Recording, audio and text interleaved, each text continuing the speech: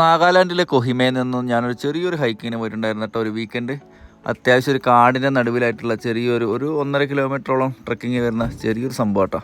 അപ്പോൾ അങ്ങോട്ടുള്ള വഴിയാണിത്. ഫുൾ കാടാണ് കേട്ടോ, ആൾക്കാരൊന്നും അധികം പോകാത്തൊരു വഴിയാണ്. അത്യാവശ്യം നല്ല മഴയുണ്ടായതുകൊണ്ട് തന്നെ നല്ല ഭംഗിയായിരുന്നു കേട്ടോ. അവിടെ എത്തിയാൽ തന്നെ നമുക്ക് നാഗാലാൻഡിൻ്റെ ഐക്കോണിക് ഫ്രെയിമായിട്ടുള്ള ഈ ഒരു ബിൽഡിങ് കാര്യങ്ങളൊക്കെ കാണാൻ പറ്റും.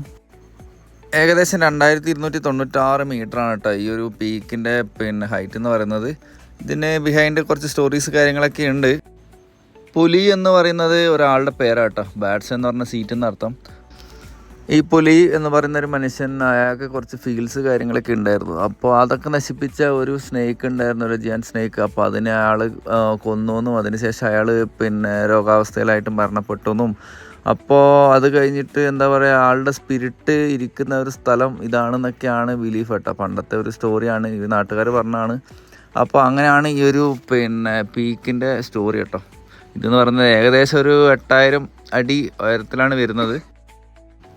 നമുക്കൊരു 8 കിലോമീറ്റർ വരെ വണ്ടിയും കൊണ്ട് വരാൻ പറ്റും കേട്ടോ. അത് കഴിഞ്ഞിട്ട് നമുക്കൊരു 1.5 കിലോമീറ്റർ മാത്രം ട്രക്ക് ചെയ്താൽ മതി. അങ്ങനെയാണ് സാധാരണ എല്ലാവരും ചെയ്യാറ്. വേണമെങ്കിൽ നമുക്ക് താഴേന്ന് മുതൽ ട്രക്ക് ചെയ്ത് വരാം കേട്ടോ. ആ ഒരു ഓപ്ഷനുണ്ട്.